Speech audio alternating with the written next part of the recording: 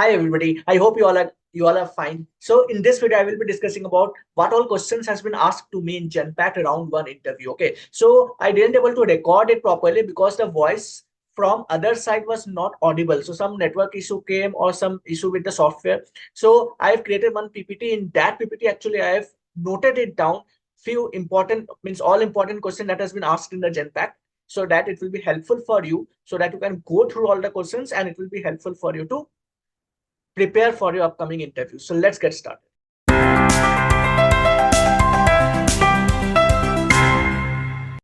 First question is always the same question about the project and all. What all things have you implemented in the project? What all tech stacks have you implemented in the project?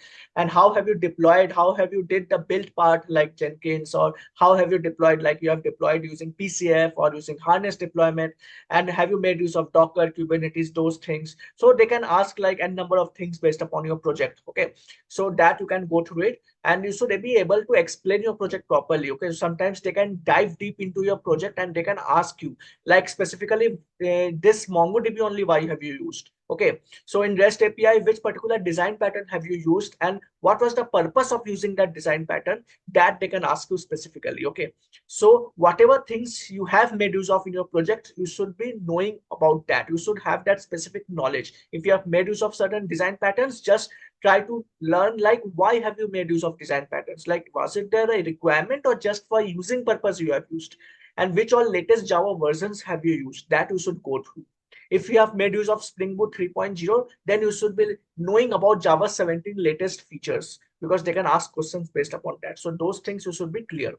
So next was, have you done any POC or not? So you will be thinking like, what is POC? So POC is basically proof of concept.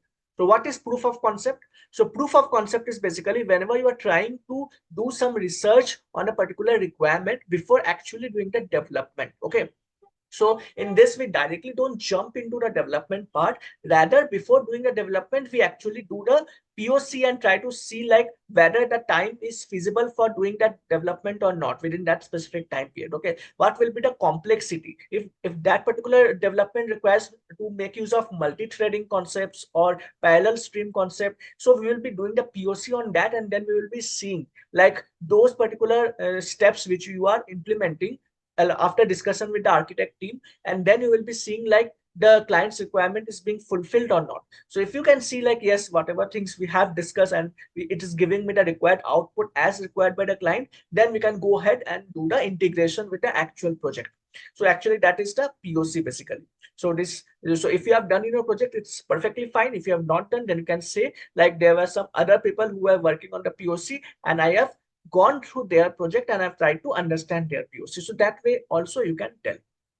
So next question is, why constructors are required? Okay, so this type of question can ask like, what are constructors? What are the types of constructors? Like no argument constructor, then parameterized constructor, then their copy constructors are present. Then why constructors are required on first place? So constructors are required when we need to create an instance, when we need to create an object, and there are two types of object creation. If we don't define any constructor, then by default Java will create a default constructor for that particular class if you are instantiating. But if you are creating a parameterized constructor, then in that scenario you have to pass the values for that particular object which you are trying to instantiate. For example, there are separate fields for employee class. Let's suppose employee age, employee ID, employee name, and then you haven't created any constructor. Then in that scenario, what will happen? The Java will create a separate default constructor by themselves. But let's suppose you have mentioned a parameterized constructor considering all the necessary fields required in that. Then you have to define their employee emp equal to new employee, and then we have to pass the ID, name, age, salary. So like that, if you pass, it will create a new object for that particular employee. But you will not be able to create a default constructor there, because for that default constructor, either you have to pass the annotation as @noar constructor, or you have to create a new default constructor in that particular object class. So I hope you got the concept here. So constructor are basically required to create the object. So next comes use of super method and super keyword.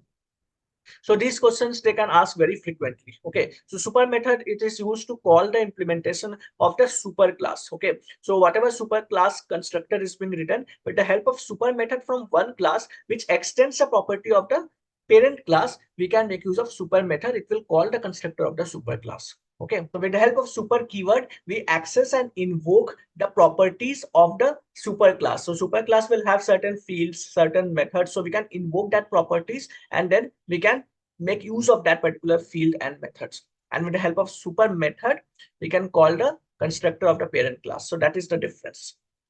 Next, abstraction and how will you implement it? So I hope you know the process, right? What is an abstraction? It's basically hiding the implementation details of the class and exposing only the necessary features to the end client. That is basically an abstraction. So there are 3 steps for that to implement abstraction. So we are generalizing all the behaviors of the implementation class, create the object of the implementation class, and store it in interface reference variable. And after storing into the interface reference variable, we will be making use of that interface reference variable to call the methods of the implemented class. So these are the 3 steps basically we are using to implement abstraction.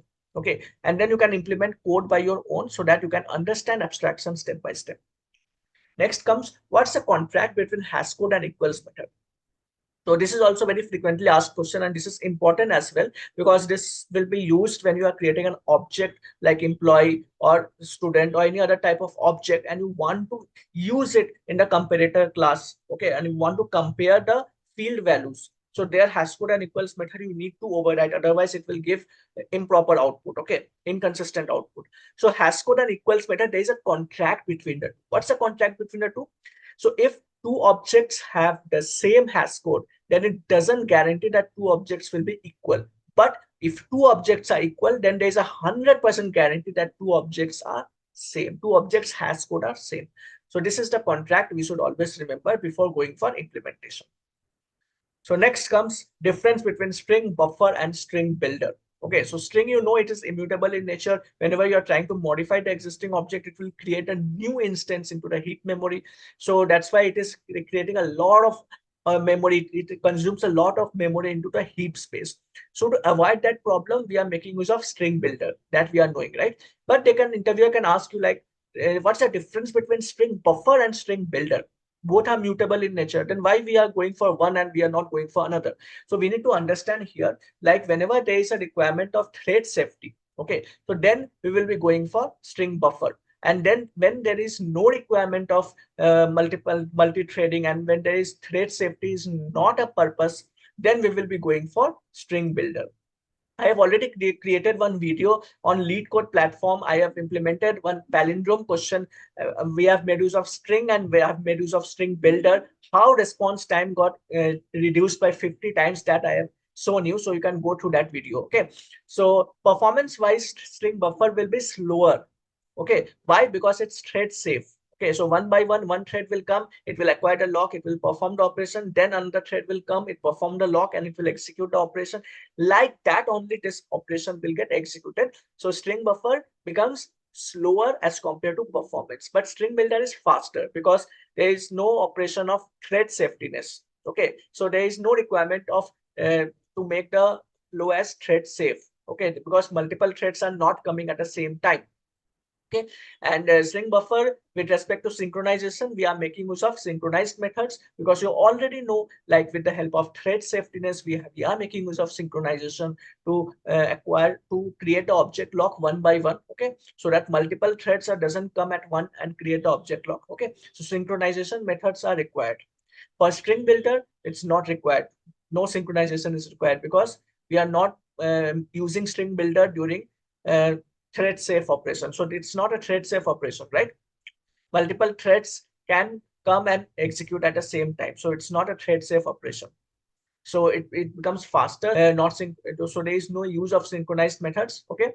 String buffer was included in JDK 1.0 and string builder was introduced in JDK 5.0. Okay, so there were a lot of version changes happening. There were a lot of new changes were coming in Java. So during that phase, the Java developers or whatever people were there working at Java side, they understood like some issue came. Okay, because string was taking a lot of time. So they were thinking of how to improve the performance. So what all characteristic can we modify within the string class so that it improves the performance? So in JDK 5.0, it resolves the problem in string, like it takes a lot of memory in the heap area. So for that sake, string builder came into picture where it will modify the existing object. Okay, so if the use case for string buffer is when thread safety is the must. Okay, when thread safety is of utmost importance. You don't want multiple threads to acquire the lock on same resource. Okay, at the same time, you want only one thread to acquire lock on one resource at one particular time. So in that particular scenario, string buffer will be preferred. And when there is no such importance of thread safetiness, and we are not focusing upon multiple threads, whether it is giving inconsistent output or not proper output, then we can go ahead and move ahead with string builder class. Okay, so here the single threaded performance is important. Okay, where multiple threads are not being used, so string builder is fine. So these are the basic difference between string buffer and string builder. I hope you got the clarity on this. So next question was, what's the difference between abstract class and interface? Okay, so you might be knowing the difference between abstract class and interface, right? You might be knowing the difference. So before Java 8, if you can observe, there were a lot of difference between abstract class and interfaces, correct? But after Java 8, those changes were removed. Okay, so for example, like interfaces were having just abstract methods. Abstract class can have like n number of abstract methods as well as concrete methods. But after Java 8, interfaces can have default methods as well. But abstract class can have any type of concrete methods. Okay, because interface can have concrete methods, but it should have the keyword default or static to have that concrete methods to be implemented. But there is no such compulsion with case of abstract class. If you don't put default and static, then also you can implement different forms of concrete methods. So that is the major difference in between abstract class and interface. Abstract class can have static methods, interface also can have static methods. There is a similarity. For private methods, abstract class can have private methods, but interface can't have private methods. Okay. Abstract class can have instance variables. Okay, you can define instance variables within the abstract class, but within the interface, you cannot have instance variable. Okay, so whatever variable is you will be using, that will be of abstract public static final type. Okay, we cannot create instance variable within the interface. For multiple inheritance, you already know we cannot extend multiple abstract classes. We can extend only one class from a particular class. So class A will extend class B. It will not extend multiple classes at the same time. But for interfaces, it can implement multiple interfaces. One class can extend class B, and then it can implement a number of interfaces. So these are the basic difference after Java 8. Then comes this. What's the difference between array and array list? Okay, so I hope you know the concept on this, array versus array list. Okay, so these are the basic difference. You can go through it. So array is of fixed size, array list is dynamic in nature, it is of heterogeneous in nature. Okay, then array is a part of Java language. You can import it directly. Okay, it's a part of Java language, like java.lang package is there. Okay, so it's a part of that, so we don't have to import it explicitly. But for array list, it's present in java.util package. So we have to import java.util package to make use of the methods of the array list. Okay. Then size is for array, we are defining a fixed size. Like in ARR equal to new int, we have to provide the size. What is the size of the array we have to use in the development? But for array list, it grows dynamically at runtime. Okay. So if it crosses the threshold of 75% mark, it automatically doubles its size. Okay, so this is the property for array list, grows dynamically. With respect to performance, arrays are faster. Okay, because array list is internally using resizable array only, but we are providing the size. So with the help of that, it exactly knows like how many elements we have to fill. But for array list, there is a data structure internally which is resizable array, so it increases after reaching the threshold value. So at runtime, it increases the value. Why? What happens internally? It copies the data, whatever is there in the current array, it copies it into a new array, and then it doubles the size as well. So you can understand like all the elements will get transferred one by one to the new array, and then let's suppose 75% has been reached and only one element you are trying to add extra. Then for adding that one element, it will create a new array internally. It will copy all the elements from the old array to the new array, and then it will double its size, and then it will add that one particular element. Okay, so I hope you can understand and imagine like what all operations are going on internally. So with respect to primitives, it array supports both primitives and object. You can create an object array as well, right? You can create primitive array as well. But for array list, it supports only object. Okay. So auto boxing is happening for primitives. Okay, like integer I equal to 5. So there is auto boxing is happening. So that wrapper class concept you should be clear about. Then with respect to type safety, arrays are less type safe. Okay, because it is internally making use of casting mechanism. Okay, so we don't have to specifically provide generics, but for array list it is more type safe because we are providing generics. If you can observe, when you are creating the object for array list, you are writing list of integer. You are providing the generics list of integer or employee or student. Array list equal to new array list of integer, or you can remove that left part only, it's fine. So like that, you can imagine like we are providing a type safety. Like if we are providing employee, we can't add any other type of data into the array list. It should be of employee type only. If it is of student, it should be of student type only, not integer or any other type. So that concept should be clear.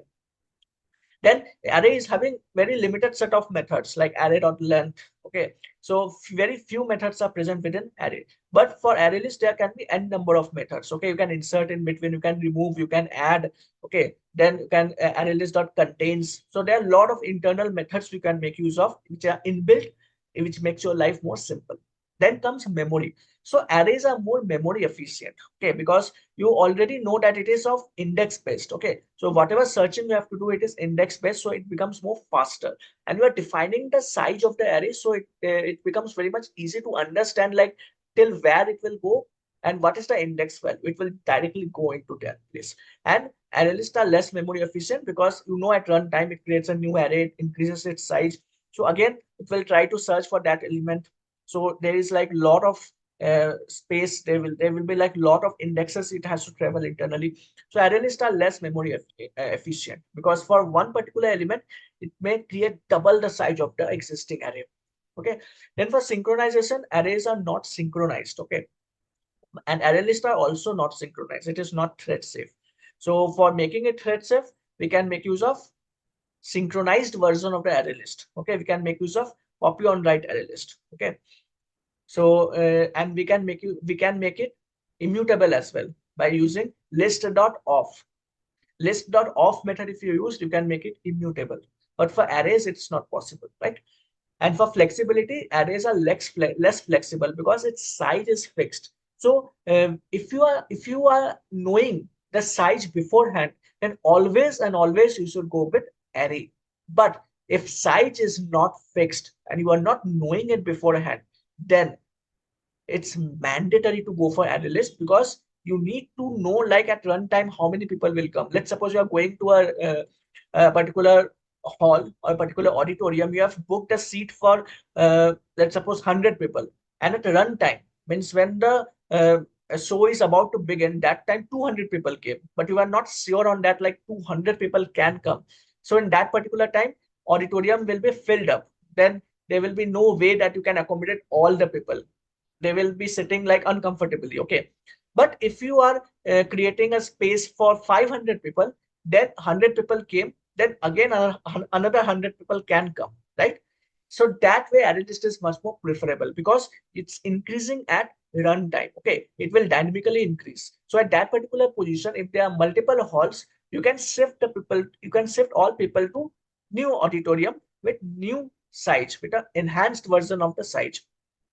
And initialization is explicit. Initialization is required. We have to provide the size, like what's the size of the array. But for array list, it's not required. And usage for static collections and array list for dynamic collection. Okay, I hope you got the clarity. Then how will you delete the middle element of the array list? This question was asked to me. So it looks to be very stupid question, like what type of question is asked? But yeah, so you can make use of remove method. You can remove the particular method from the array list from that particular location. Like array list al equal to new array list al dot remove. You can pass the index, it will get removed. Okay, so like that also you can make use of. Then they can ask you like internal implementation of hash set and hash map. So this is also an important question. So hash set maintains the uniqueness, okay, and hash set internally implements hash map on. So I think you already know this concept. So whenever you're trying to add the element into the hash set, that particular element will be added as a key of the hash map. Okay. So that's why we need to override hash code and equals method if you are using an object apart from string, because string already overrides hash code and equals method. So if you want to override any other type of object, then we have to override specifically hash code and equals method. So that while adding the data into the hash set or the hash map, it will identify like where should the bucket, where in which bucket that particular key value pair should go. Okay. So properly hash code equal implementation should be implemented. And internal implementation of hash map is like I already told you multiple times. I don't need to create, I don't need to tell you again and again on that. Next question is, how does hash table different from hash map? So hash table is same as hash map, but hash table is a synchronized version of hash map. It's thread safe.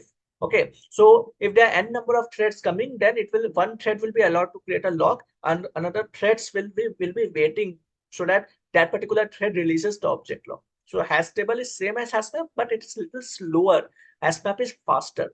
Okay, because hash map is not thread safe. It's for single threaded application. For hash table, it's for multiple threads. So that's why it will automatically become slower in performance. So that is a difference. So you can go through all the differences there. Then they ask you to print this triangular pattern. So this is the pattern, like triangular pattern, and they ask me to implement this. So you can write a code on that. Okay. Next question was print duplicate data in the list of integers. So there can be like n number of duplicates present within the list, like 1, 2, 2, 2, 3, 4, 4, 5, like that. And they want me to print the duplicate data only. So you can create a set and then you can stream on it. Then you can have like x gives not of set dot add x. Then it will print what all things are duplicate. Those duplicate data will be printed. Okay. Or else you can there can be n number of ways to implement this. So you can find it out your own logic and you can implement it. So here the question can be a little bit changed. So instead of having normal integer data, they can have employee objects as well. Okay, we have to print duplicate employee objects, and employee objects are duplicate when all the field values of that employees are same, like ID, name, age, salary, all are same for two employees. That means two employees data are duplicated. So we have to print those. So for that, hash code and equals method should be overridden properly. Then only proper output you will get for this. Okay. Next question is, what is auto configuration in Spring Boot? So this is like a common question, like 80% of the interview will ask you this question. Okay. So auto configuration, as you already know, it automatically configures all the dependencies in the class path so that we don't need to manually configure for each and every dependencies. Okay. So previously we had to provide dependency in Spring for Hibernate and all. So for that, we don't need to create a separate dependencies. Okay, we don't need to configure it manually, rather it will automatically download the dependencies and it will put it in the class path. So a lot of features have been there where we are not focusing upon the configuration part of the Spring Boot application, rather we are focusing upon writing the business logic. So that thing should be kept in mind. Then what is bean? Okay, so they can ask you this direct question, what is bean? Tell me, what is bean? So you may get confused, like what is bean? So bean is nothing, but it's normal Java object. Just like you have one class called employee class, then you are writing employee emp equal to new employee. Then what you are doing? You are creating the object for that employee class. Okay, so that process of creation of object is only bean. But here, bean is being created. That means object is being created by that Spring IOC container. So now the control has been inverted to the Spring container from us. We are not creating the object, rather Spring container is being given this chance to create an object for us and inject it as and when required. So when you will see like we are not creating object, rather at runtime, Spring container is injecting the dependency. Okay, it will creates an object at runtime and injects it as and when required. That is actually a bean. So at runtime, basically, it's Spring IOC container checks for all the component classes. So whichever class is having added component over that particular class, okay, so those particular class will be marked as a bean by the Spring container, and then container will create an object for that and inject it. Okay, so there is a particular bean life cycle that you have to understand, like what is a bean life cycle, how the object gets created, how dependency injection happens, how inversion of control happens, and then how configuration is being done by Spring container. Okay, so that is also present. So there is a configuration which is being automatically handled by Spring IOC container for that particular bean. And then there is a destruction of that bean. So these are the life cycle for the bean that we should be understand. Next question was the difference between primary and qualifier. So what's the difference between primary and qualifier? Okay. So both are used to handle the dependency injection, okay, and it removes the conflicts when there is like multiple classes implementing that particular interface. Then you can understand multiple classes implementing that particular interface, right? So if we are writing primary over the class, then we are giving the priority. That particular class will be given the first priority in any scenario. That is basically primary. Okay, so it specifies the primary bean when multiple beans of same type are available. That is the major purpose for primary. But for qualifier, it is basically a fine grain selection. So we need to provide the class name, basically like which particular class we need to qualify out of these two classes, which particular class we need to qualify. We need to provide that class name within double quotes. Okay, but with primary it doesn't happen. If we directly write primary over a class, then by default that particular class will be qualified. Like this class should be given the priority first. So that is primary. That primary, it is used at the bean definition level, and qualifier it is used at the injection point, and that means the same bean definition level only. Usage is it marks one bean as primary among multiple candidates. So that qualifiers also specifies a particular bean to be injected based on the logical class name. We have to provide the class name specifically. Okay, so scope wise it applies globally to bean definition, and qualified applies locally to specific injection point. Okay, so which particular class you want, you have to provide that okay, locally to that specific injection point, and then it will get qualified. Okay, so this is the example. I will show you the example in the next slide basically. So with the help of primary, it resolves the conflicts, okay, by indicating the default bean to be used when there are multiple candidates, and the same with the qualifier as well. Okay, it resolves the conflict by specifying this bean to be injected based on the qualifier value. What value you have passed in that qualifier. So if you are passing that particular class like A or B within double quotes, that particular class has been qualified. But for primary, we are not passing at within double quotes like A or B. So if you are putting it over a class, that means 100% this class needs to be injected first. Okay, so that particular class is qualified automatically. Okay, so this is basically an example. So first one you can see it is component primary, which is for public class A, and for second one you can see it's component qualify. Here we are passing in double quotes which particular class you want. So that is the basic difference between primary and qualify. I hope you got the clarity on this. Next question was transactional. How and why we go for transactional? So basically it works when we have to save some data into DB, or we need to update something in DB, or we need to delete something. That means DML operation we need to perform with database. In that scenario, we can basically move ahead with transactional. We can put transactional over a class or over a method. Okay, so if you provide it over a class, then all the methods within that class becomes transactional. Okay, so whatever functionalities has been implemented, so if it gets saved in DB, okay, one method saves the data in DB, and then second method is having some exception. Okay, it didn't able to save the data in DB, so data will get rolled back, and all the previous method which has saved or updated data in DB will get rolled back to previous stage. Okay, that is under transactional. And until and unless all the methods in that flow is executed, it will not be showing the exact changes into the database. Okay, so let's suppose one method is trying to save the data in DB and another method is trying to update the data in some other DB. Okay, let's suppose 2-3 operations are happening. So when you will try to debug and see, then you will understand like first method is trying to add some data into DB. Okay, it will add the resource. Then when the save method is executed, you will go to the next line, then you will observe that data is not saved into the DB. Okay, and the second DB, when where update operation is happening, when it goes to the next line, you will see like update operation has not completed yet. So until and unless all the methods of that class is executed, the data will not get persisted in database. So that is the property of iterative transactional. When entire operations, entire methods gets executed, then only at once data gets persist into the DB, whatever manipulations you have done with the database. So that way iterative transactional works. Okay, it helps in rollback process.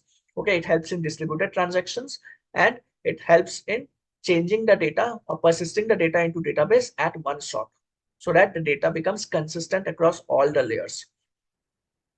Then this question was asked like how to identify like what all exception has come into the database with the help of loggers and all. So basically we can put the loggers at across the entry point of the method, exit point of the method, and then you can put it in the catch block as well. Okay, then basically you can see like how many logger hits has happened.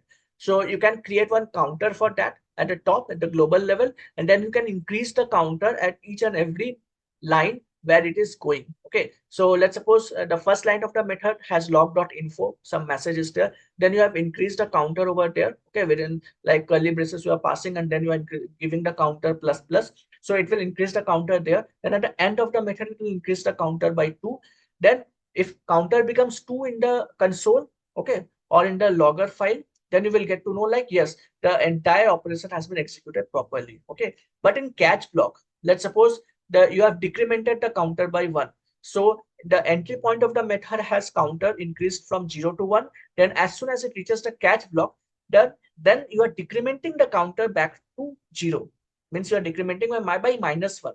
So 0 gets changed to 1, then 1 gets changed to 0. Okay, then that means some exception came in that, and then you can identify the exception and will try to resolve. So this logger hits you will understand when you will try to go through the specific lines and try to see it. Okay, so you can increase and decrease the counter based upon like where and all exceptions can come. So this type of question also be asked sometimes. How deployment works in your project? It's like a common question that has been asked to multiple candidates. Like 80%, 90% of the interviewers will ask this question: how deployment works, what projects have you worked upon? So these are very common questions. So you can tell as per your project.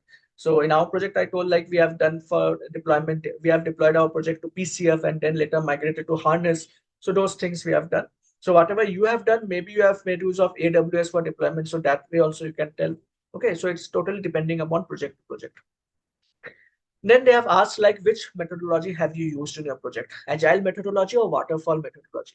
So you should be clearly understanding like what is agile methodology and what is waterfall methodology. Okay, so in case of agile methodology, it's like iterative process. Iterative process means what?